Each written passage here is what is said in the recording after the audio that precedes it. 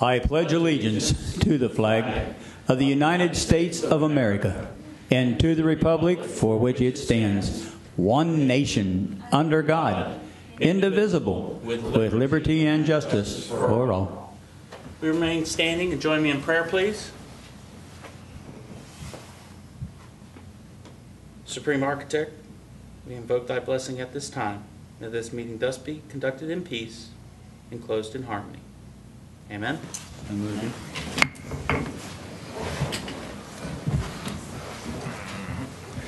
Well, good evening, everyone, and welcome to the public business meeting for Thursday, September 25th of the Allegany County Commissioners. Gentlemen, is there any additions or deletions to our agenda? No, sir. None. Gentlemen, I'd like to entertain a motion that we approve the minutes from our September 11th, 2014 public business meeting. Is there a motion? So moved. Is there a second? Second. It's been moved by Commissioner Brody, seconded by Commissioner Valentine. All in favor signify by saying aye. Aye. Any opposed? Motion carries. I have nothing to report under the report of the President. I've got to get to my other job. But we have three wonderful presentations this evening, Commissioners. Number one, which is a really cool one. Deputy of the Year Award for Deputy David Craig Simpson is here to say a couple words first. We'll make it a different sheriff.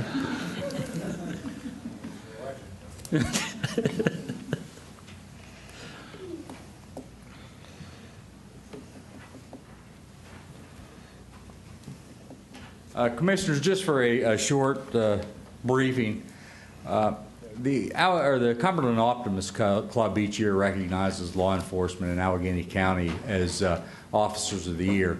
They recognize Cumberland City, the Allegany County Sheriff's Office, Maryland State Police. They've also expanded that to Frostburg City, Natural Resources Police, etc. And that's really how things get started in Allegany County for the selection of these officers. This year, my office, I selected and recommended Deputy Craig Simpson for that position. Craig had actually been involved in an investigation in the Zillman area earlier this year, resulted in the arrest of several individuals for numerous break-ins, recovery of about $25,000 in stolen property from these residents. And these break-ins were starting to get to the point that they were actually approaching the residents while they were inside the residence. It wasn't just a break-in of a vacant building or a vacant home. The individuals were home at the time of the break-in. One of the homeowners did approach the individual, was assaulted and struck, fled the scene. So it was getting very tense in that particular area, Zillman. So with Craig's assistance and perseverance, he was able to identify the individuals involved, and they were in fact arrested. I believe there were 17 break-ins and thefts that were actually closed out from this particular incident. With that being said, the Maryland Sheriff's Association, along with the Maryland Chiefs of Police, have a conference, a united conference in Ocean City each year. And one of the things that we do is we make recommendations for individuals for Officers of the Year in different categories. I submitted Craig Simpson for one of those awards, and he was in fact recognized about 2 weeks ago in Ocean City at the conference for one of the Deputy of the Year awards in crime prevention. So him and his family were able to attend. They spent a night at Ocean City, had a good time. They were awarded a plaque and recognized in front of actually everybody from federal agencies all the way, Maryland State Police, et cetera, that were also all present there. So it was a great thing for Allegany County really to have somebody. I think this is really the first time we've ever had a deputy from Allegany County that's been recognized in Ocean City at this convention. So it was a exciting thing for us. So with that being said, I, of course, contacted the commissioners and let them know what was going on. It was at your recommendation that you wanted to try to do something at one of your county meetings, and that's what brings us here today. So Craig is in the audience along with his wife and 2 kids tonight, just for your information there. Wonderful. Well, we would love to have you come up here, sir. And then we'd like to give you the citation, but then if you could bring your bride and children as well, we'd like to have a picture with them. So if you'd like to, come on. It's important. It's all about family.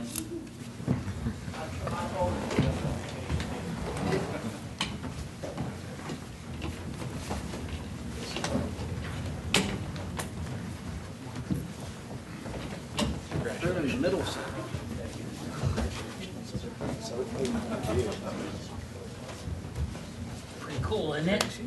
Pretty cool, huh? That's good, man. All right. Here we go. Why don't we come a little bit this way so we can frame up for the picture and the. Go on, get a little bit closer. There we go. Yes, sir, Dad. There we go. Okay. Allegheny County Government Official Citation. Be it here known to all, the Board of Commissioners recognizes and commends DFC David Craig Simpson, Deputy of the Year Award, Crime Prevention, Small Agency, Maryland Sheriff's and Chief of Police Conference 2014, signed by all 3 county commissioners with the Great Seal of Allegheny County affixed. Thank you very much, sir, for representing Allegheny County well on a daily basis, keeping our citizens safe, but more especially highlighting your accomplishments of Allegheny County Sheriff's Department in Ocean City. Thank you, sir. You're welcome.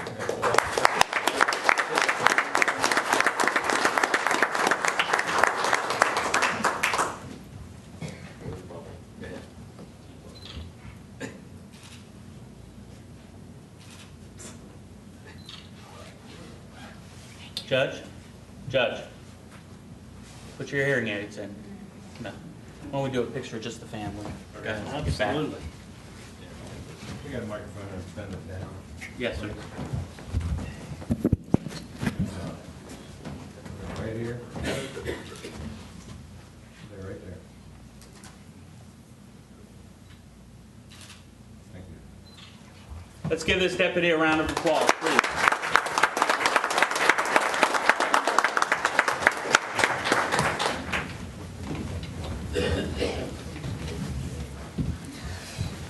We all need to sit down for this. I understand Ms. Deal's written a speech for this next one. She's been working on it all afternoon, Commissioners, and I do believe that the 5-minute rule will not be in effect for this. Well, you know, we had to shorten the sheriff's speech up from an hour, so I'm sure Lisa will. Talk fast. Now, Commissioners, item number 2 is Mental Illness Awareness Week. And Ms. Lisa Deal, the Director of Allegheny County Mental Health Systems Office from the Allegheny County Health Department, is here to share with us. Please. And I wanted to thank you, first of all, for helping us to recognize Mental Illness Awareness Week. It is the first full week of October each year, and it's designed to help us educate the public around mental illness and addressing stigma. As part of our celebration for Mental Illness Awareness Week, and I know you all have gotten your invitations, but I brought a few for other people if they want them. We will be hosting our 21st Candlelight Celebration. It'll be on October 7th at the Health Department, starts at noon. Our speaker for that will be Kristen Myers, who is with On Our Own of Maryland Incorporated Anti-Stigma Project, and she will be talking about not judging a book by its cover. We're using our Candlelight Celebration this year as an opportunity to kick off our anti-stigma campaign. And some of the other things that we'll be doing will be sending out some message a day things during certain times of the year, probably asking you all to post that on your Facebook pages and help us spread the word, and really moving forward with mental health first aid. Mental health first aid is the initial help given to a person showing symptoms of mental illness or in a mental health crisis until you can get professional or other help. And so we, back in the spring, trained instructors. We trained 19 instructors in the youth curriculum of mental health first aid and 17 instructors in the adult curriculum. Up until now, we've had 1 or 2 staff in our office, and we've been using staff from one of the prisons to help us do those trainings. So being able to expand the number of trainers is, we're hoping to greatly expand our outreach into the community. Some of the agencies that we trained were the Board of Ed, Department of Social Services, Department of Juvenile Services, one of the sheriff's deputies, staff from Alleghany College of Maryland, staff from Human Resource Development Commission, Head Start. So we really reached out, and we've been able to train a lot of people along the community. That being said, we still continue to do courses for the general public, and right now we have courses scheduled for November, November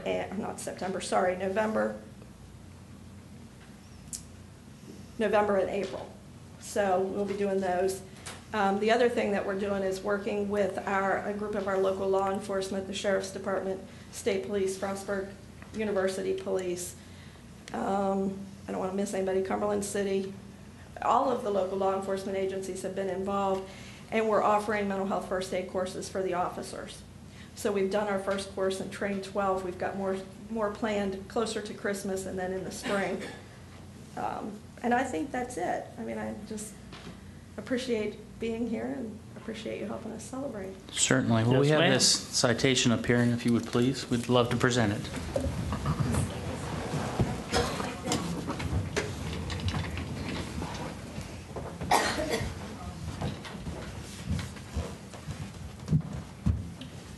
I just want to say, before we give this proclamation, I tend to believe that our nation as a whole, if we could get over the stigma of mental health and get these people who deserve help, deserve the care, a lot of our other social problems would just dissipate. Absolutely. And a lot of the resources that go into other things that we're trying to fix would just go away if we would do that. So it is very, very important, and thank you for allowing us to be part of this. And we appreciate your ongoing support. So, thank you. Allegheny County Government Proclamation. Whereas 1 in 4 adults experience mental illness every year. And whereas examples of mental illness include bipolar disorder, major depression, post-traumatic stress disorder, and schizophrenia. And whereas mental illness is a highly treatable medical illness affecting the brain and requiring the same concern as cancer, heart disease, diabetes, and other illnesses. And whereas misunderstandings exist about mental illness and the people in need are discouraged from seeking the help because of a stigma associated with it. And whereas scientific research is constantly working through breakthroughs in the understanding of mental illness, resulting in more effective treatments to allow people to reclaim full and productive lives. Now, therefore, we as the County Commissioners do hereby proclaim October 5th through the 11th, 2014, to be Mental Illness Awareness Week. In Allegheny County, it's time to take action. In witness whereof, we have hereunto set our hands to be caused the Great Seal of Allegheny County, Maryland, to be affixed this 25th day of September in the year 2014, signed by all 3 county commissioners with proud distinction. Thank you. Thank you.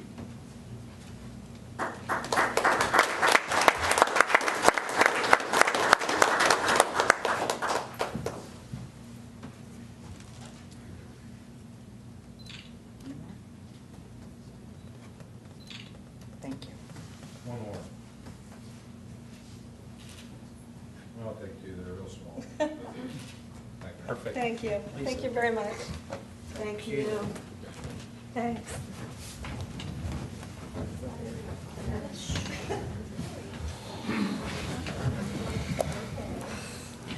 Commissioners, item number 3 is a general election 2014 update. Ms. Diane, what say you? Well, I guess we'll go over a couple of the deadlines for the upcoming election. So the deadline to register to vote is going to be Tuesday, October 14th at 9 p.m. Early voting is set to begin Thursday, October 23rd through Thursday, October 30th from 10 a.m. until 8 p.m. here at the County Office Complex in room 212. Hope to see everybody there. If you prefer to vote by absentee ballot and you want to receive your ballot by mail, you need to have your request into me by October the 28th at 8 p.m. And if you would prefer to receive your ballot electronically, then I need to have your request by October the 31st at 5 p.m. If you miss any of those deadlines and would like to receive an absentee ballot, you can still get one in person at our office. For anybody who prefers to vote on Election Day, obviously November the 4th, polls open at 7 a.m. to 8 p.m. Okay. All right, wonderful. Thank you. Encourage everyone to sign up and exercise what I believe is one of their most important rights that they have here in this country. And we need to beat the turnout vote in the primary. Okay, item number 4 is a road opening petition. Mr. Trolazzo, how are you, sir? Very well, then. Sir?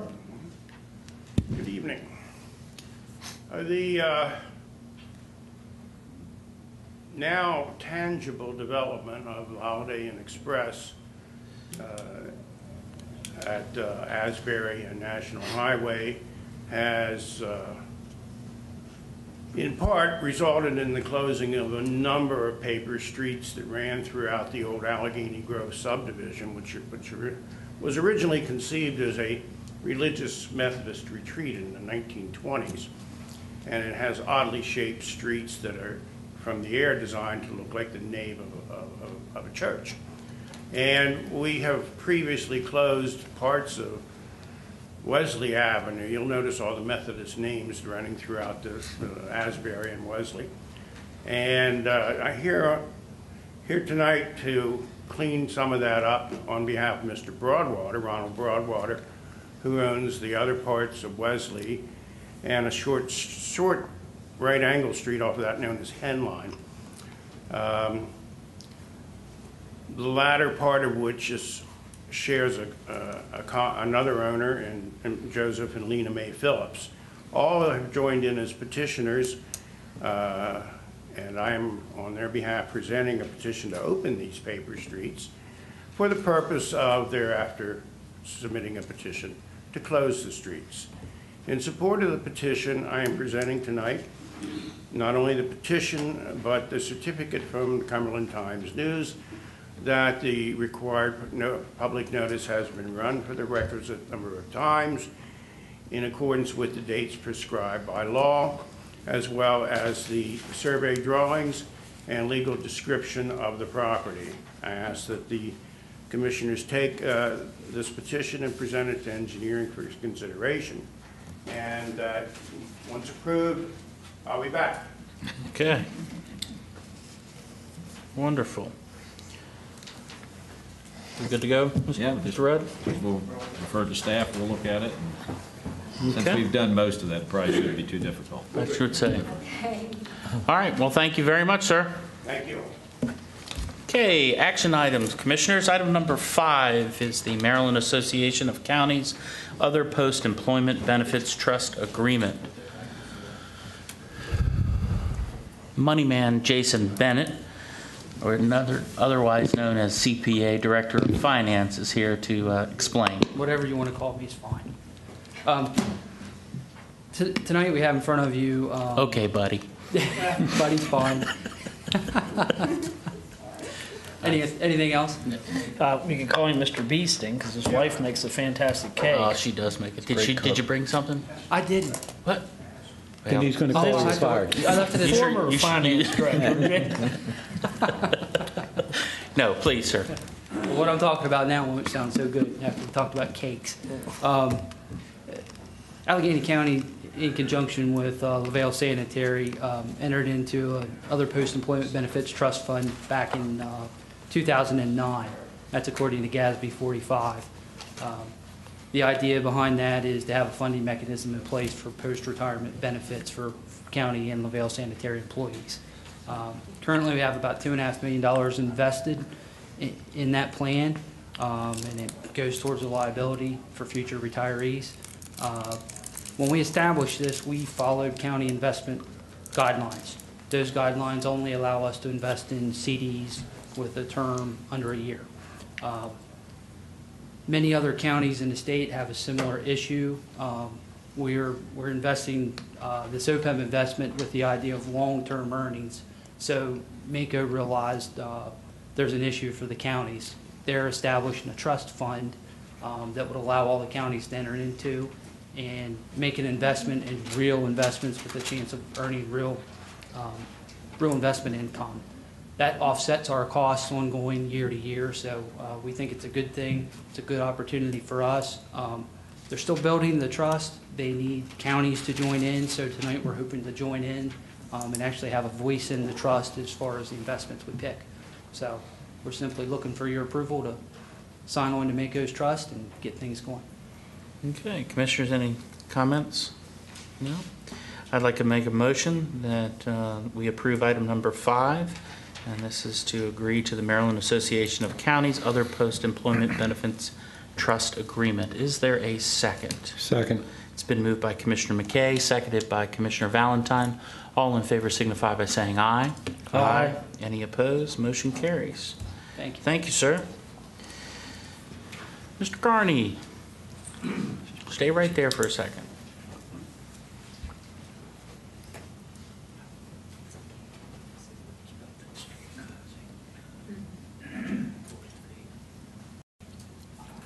We'll take care of that. Yeah, we'll take care of that. Thank you very much. Mr. Carney, item number 6, which is Resolution 14-21. Good evening, Commissioners and ladies and gentlemen. This evening we're here because Frostburg's Enterprise Zone has run its course of 10 years, and they have actually, I should introduce Elizabeth Stallman, who actually completed the application and did all the work on that. But the reason we're here is she has completed the application, has made submittal, and it's required that the Commissioners pass a resolution of support for that. But I think Elizabeth may have something to say to add to that. Welcome, Ms. Stallman. Thank you, Commissioner. The City of Frostburg has had a certified enterprise zone since 1984, and with the ongoing support of Allegheny County's Department of Economic Development. And as Tim said, every 10 years, Maryland jurisdictions must seek renewal of the enterprise zone by submitting an application to the Maryland Department of Business and Economic Development for their review and approval. You're fine. As such, the City of Frostburg's enterprise zone benefits are set to expire at the end of this year. The city's proposed 2014 through 2024 enterprise zone is a renewal and an expansion of the 2004 zone, and is drawn to include the downtown area, the Frostburg Industrial Park, and the commercially zoned property along Route 36, as well as ABC at FSU and the commercially zoned property at the interchange of Braddock Road and I-68. The purpose of an enterprise zone designation is to provide tax incentives to businesses and property owners located in some of the state's most economically distressed communities. So as you know, eligible businesses in an enterprise zone may claim a 10-year credit against local real property taxes on a portion of their real property improvements. Last year, the city reimbursed 12 participating property owners a little over $40,000. In addition, eligible businesses in an enterprise zone may claim 1 and 3 year credits for wages paid to new employees in new positions, and the Comptroller's Office with the state provides those reimbursements. As part of the application to the state, the city must hold a public hearing, and resolution authorizing the application must be approved by both the county and the municipality. So at last week's mayor and council meeting, they held a public hearing in which no public comment was received, and the mayor and council also elected to pass resolution 2014-42 authorizing the mayor to sign the enterprise zone application. So I'd be happy to answer any questions that you have, but otherwise, thank you for your continued support. The enterprise zone is important to the existing businesses in Frostburg, and it provides incentive for business expansion and attraction of new businesses to the city. Great. Commissioners, any questions for Elizabeth or Tim? None. None appearing. I entertain a motion that we accept Resolution 14-21, the Frostburg Enterprise Zone application. Is there a motion? So moved. Is there a second? Second. It's been moved by Commissioner Brody, seconded by Commissioner Valentine. All in favor signify by saying aye. Aye. Any opposed? Motion carries. Wonderful. Good evening, Mr. Kale. Item number 7, Resolution 14-21, the Frostburg Water Surcharge. Evening. Evening. I'm asking you to approve the rate resolution, and it actually reduces the Frostburg water surcharge.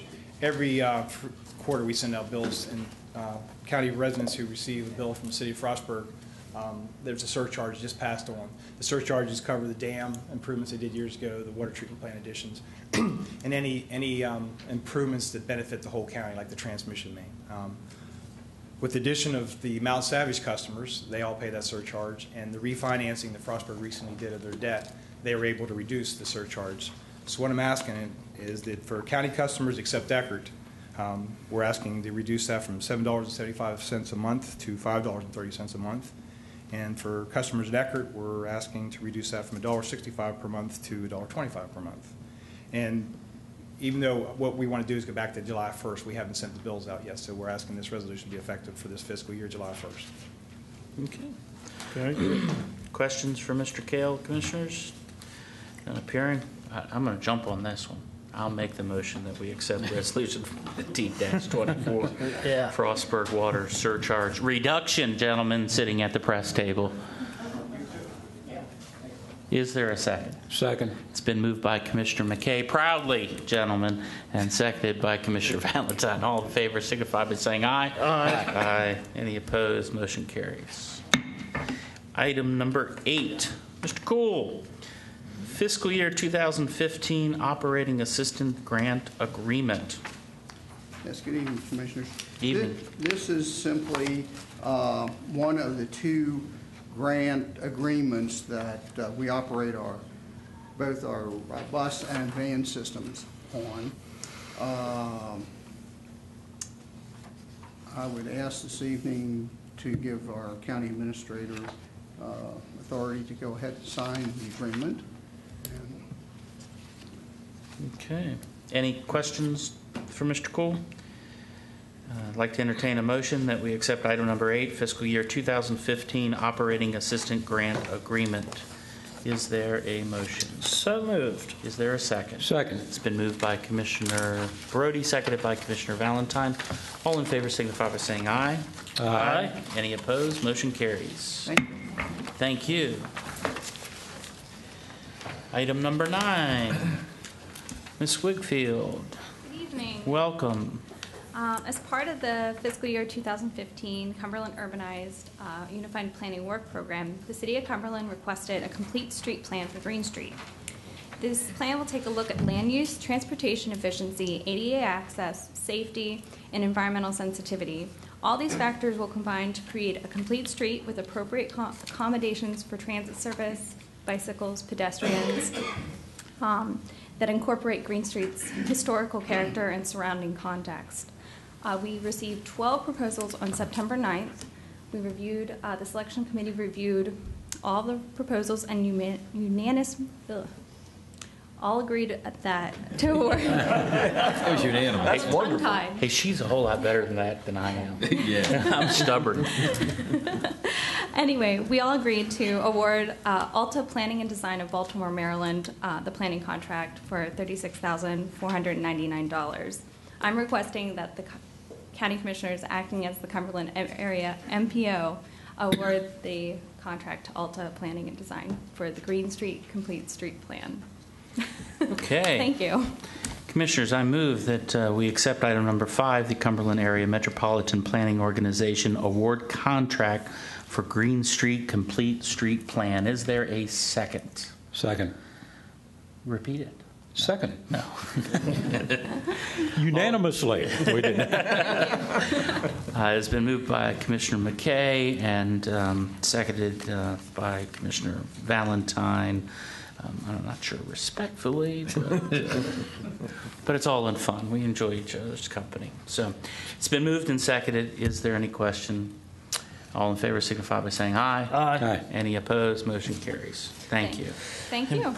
Before you go any further, I think it's important to note, and that's okay, Sierra, that City Engineer John DeFonso is here tonight. That's very true. For Thank that. you, John. So Thank you, sir. And thank you for the action. Yes, sir. Absolutely. We're really looking forward to seeing that project move forward and hopefully someday in the near future, Green Street will be greatly improved. Well, sir, we did comment last week that we're seeing much improvement to the city streets every day. So please pass that on and thank you. Thank you. Yeah, the mayor and council are doing a wonderful job with that. So, the guy I get my alignments from is not too happy, but I damaged the car many other ways. He'll get his money's worth. It's not an issue. Anyhow, Mr. Dorsey, item number 10. Hi, I'm here to ask you to approve the fiscal year 2015 grant agreement with the State of Maryland Rural Legacy Program. Funds associated with this grant will be used to acquire development rights from willing property owners of lands within the designated Mountain Ridge Rural Legacy Area. Okay. Any questions, commissioners? I'd like to move that we accept item number 10, the Rural Legacy Program Grant Agreement. Is there a second? Second. It's been moved by Commissioner McKay, seconded by Commissioner Valentine. We'll have a roll call vote. Commissioner Valentine? Aye. Commissioner Brody? Nay. Commissioner McKay? Aye. Motion carries. Thank you, Dave. Thank you. All right. Mr. Eberly, what is on our consent agenda this evening, please, sir? Commissioners, our consent agenda this evening consists of items 11 through 17. Item 11, we have a board reappointment. Bill Kenny, who is a current alternate on the county's Board of Zoning Appeals, has agreed to serve an additional 3-year term. Item number 12 is a motion to approve a 5-year software service contract with Tyler Technologies. Provide the county with a new general ledger, payroll, and most importantly, a property tax billing package. This action is being taken in response to RRFP earlier this year, and this issue was covered widely in the paper this morning. And as Jason will attest, it's time for the county's finance office to embrace the technological advances of the 21st century. Wonderful. Gentlemen. We have item 13, I'm sorry. No, please. Is the purchase of a new 1-ton pickup truck for our utilities division. We also have a bid award for the county's road rehab contract to Belt Paving in the amount of $549,431. Similar to last year's rehab program, the funding for this project is provided by a special state aid program that requires a 20% local match. And this year, we will be able to resurface 3 county roads that were ranked by our Roads and Engineering Department and approved by the state.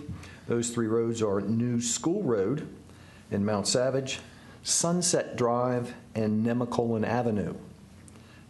These 3 public right-of-ways consist of actually rather extensive right-of-ways. We'll be able to resurface about a little more than 2 miles total altogether.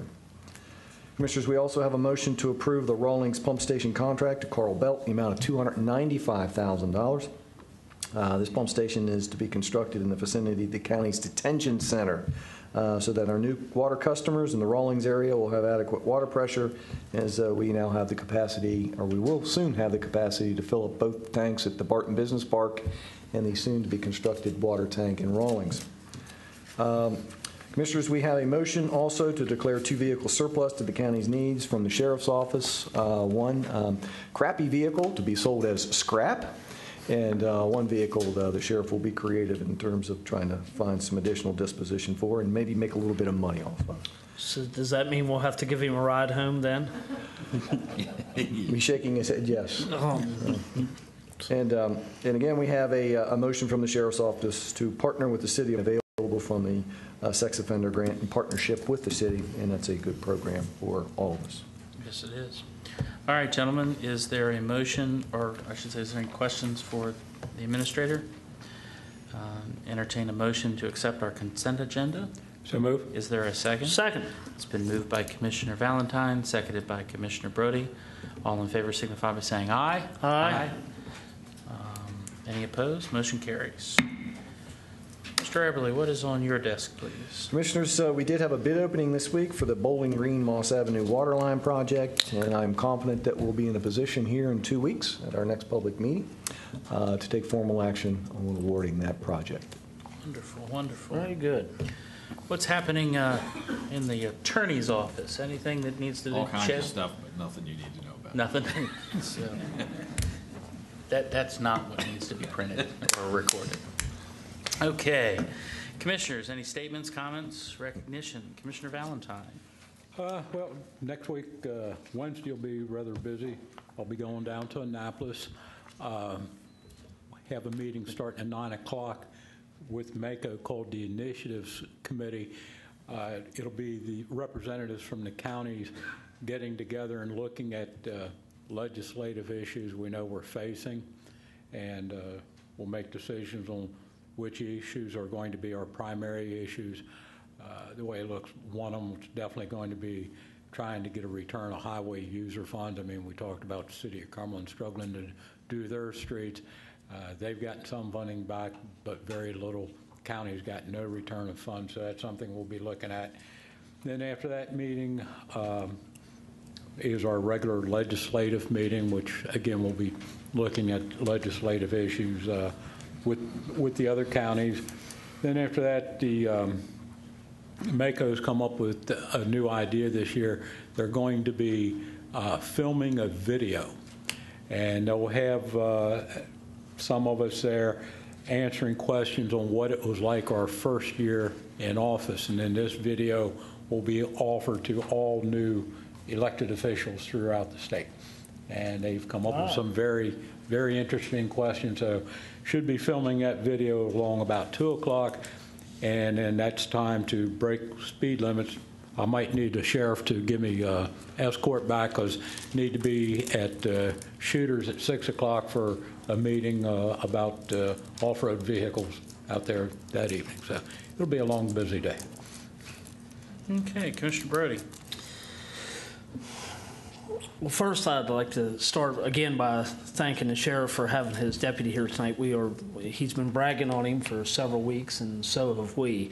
And with that prestigious award and the award that Jason's department has won this year, it's a very hard job in local government because you're always in the eyes of the people. So I'm very glad to see some recognition. I think Allegany County's got some of the best employees, or the best employees of any.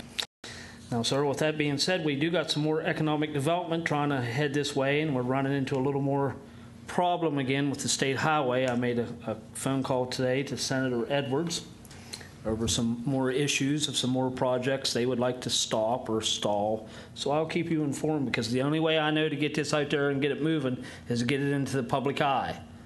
And at this time, I'm not going to go into this at great detail, but it's an existing business that's looking to expand, which they had a deal that I set with State Highway about 8 weeks ago, and now they've decided to renege on said deal. And there's another one that's heading up the valley a little bit, and the developer is just scared to death to come in here and deal with the State Highway. So I'm going to try to get something set up with all of us that we can do a little preemptive, because I just don't know any other way to deal with this except right here and publicly. So that's all I have for this evening, sir, and I will keep you informed as we go forward with this. Please do. Please do. Thank you very much. Announce that on October the 10th, the Rural Counties Coalition will be meeting down at MACO's boardroom, and we'll be meeting with the Sustainable Growth Commission that day to see how we can collaboratively work together in the state. Okay. Looks like we have Miss Becky McLaren sign up this evening. Welcome. Lower this for the short people.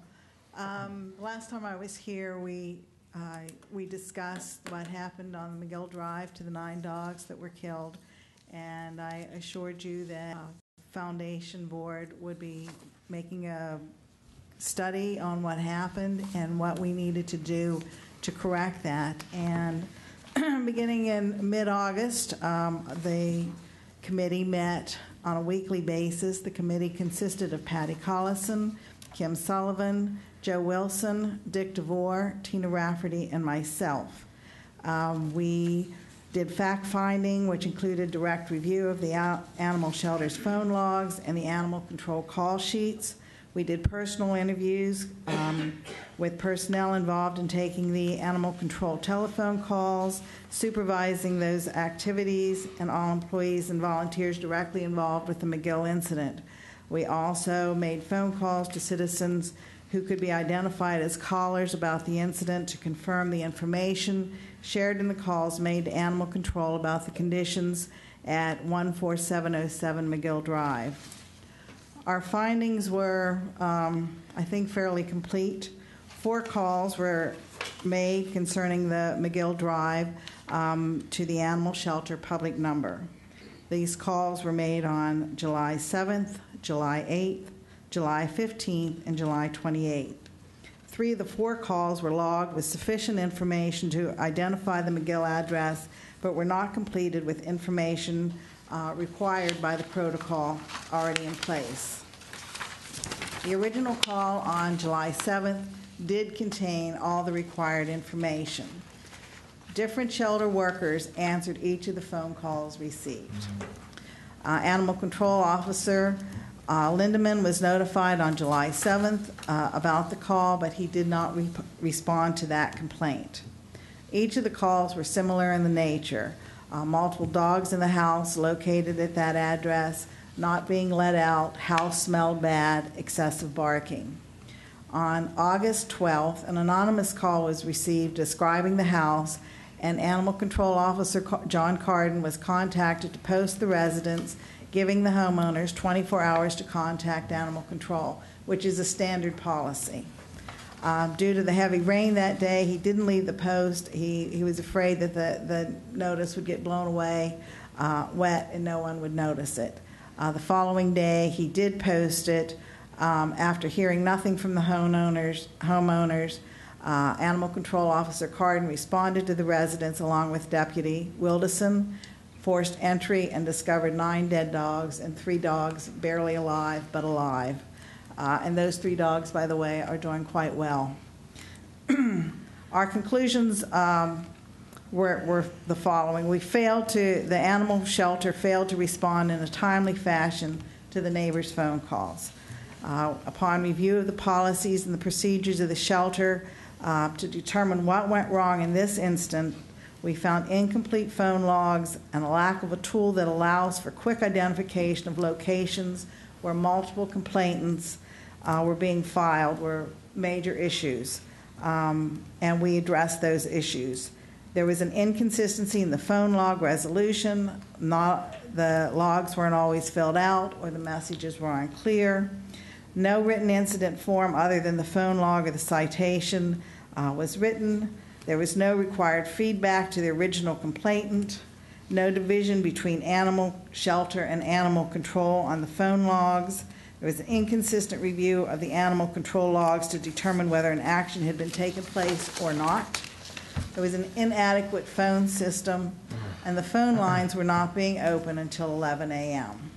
So we made some immediate changes. The first one, an entire new phone system with a phone line dedicated and a phone number dedicated to animal control and a phone line dedicated to animal shelter calls. So now the new phone number, if anybody's interested, for animal control is 240-362-7.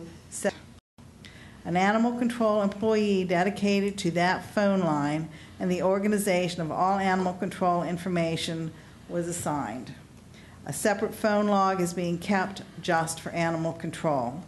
And we have a new GIS system for animal control, which is really exciting to us anyway. This system places an icon on a map indicating the location of the address of the complaint. It allows animal control to see if more than one call has come in for the same location, even if they've been made by different complainants. So if 4 people call and that address comes up, we'll be able to see that those 4 people have called. We have changed the phone call times. They now begin at 9 a.m. instead of 11 a.m. And the executive director, the shelter manager, and the animal control officer meet to determine action taken on every animal control call, and they review the phone logs daily, which is something that was not being done. We have other long-term policies and procedure recommendations that we are working on, and one is to improve customer service at the front desk and the phone calls. Every employee, especially those at the front desk, are receiving continuing customer service training. Management has determined the top 20 frequently asked questions and have given the answers to them. The questions and answers have been laminated and are at the front desk, available to all staff. This should decrease the number of inconsistent, incorrect answers given in person and on the phone. Members of the foundation will be randomly conducting follow-up phone calls to people that have called so that we know what kind of responses they're getting and what kind of customer service they're receiving. In order to establish a trail in the GIS system, we must insist that animal control complaints be handled via the telephone and be entered into the phone logs. Frequently, our complaints come through social media, private cell messages, private cell calls, and those don't get entered into the log. So it's really important that this community knows they need to call the number. If it is after hours, they need to call 911. And one of the things that we will be doing is creating a magnet with all the phone numbers and the information on it so that people can have it. We're also creating and implementing an animal control contact survey instrument so that citizens who have direct contact with animal control will be mailed a survey so that we can review what kind of experience they've had. So, gentlemen, thank you for your time. Would like to also say that Barktoberfest is coming up October 18th. Anyone who wants to volunteer to come and walk a dog, gentlemen, we certainly welcome you. Thank you. Thank you very much. I appreciate you bringing this incident report. Ms. Wilson, thank you very much. It is definitely a tragedy, and obviously you all have cited failures on our part, but however, you've come up with reasonable ways to correct those failures, and we can make sure that this doesn't happen in the future. And thank you again for that. So, Ms. Linda, if you would make sure that Mr. Summers, who was at our last meeting, gets a copy of this report as well. Both the media, you did get a copy? Okay, just want to make sure. Full transparency. So if you would just get that to him, I'd appreciate that. Okay, I'd like to remind everyone of our upcoming meetings. Next public business meeting will be Thursday, October the 9th, 2014 at 5 o'clock right here in room 100. And remind everyone of the announcement for the State Highway Administration Bowling Green Drainage Project meeting on Thursday, September 25th, 2014 at the Allegheny County Fairgrounds Multi-Purpose Building. And I'm sure the good delegate, Mr. Kevin Kelly, will be there. So that's at 7 o'clock. Thank you very much for this. Yes? You don't meet till after that, but the Great Allegheny Run should be first Saturday in October. Okay. To participate. Yeah, well, there's some. Great Allegheny. It's a run and not a roll, right? Did you say someone needs to drive the backhoe? The backhoe. Maybe we get one of those Segways. Oh, yeah. Now, what, you going to tell me there's a weight limit on those things, too? You know the guy that invented those died riding one. You didn't know that. I think we'd like to thank everyone for coming to the meetings. Yes, thank you very much for participating in your government. Have a good evening. Yeah.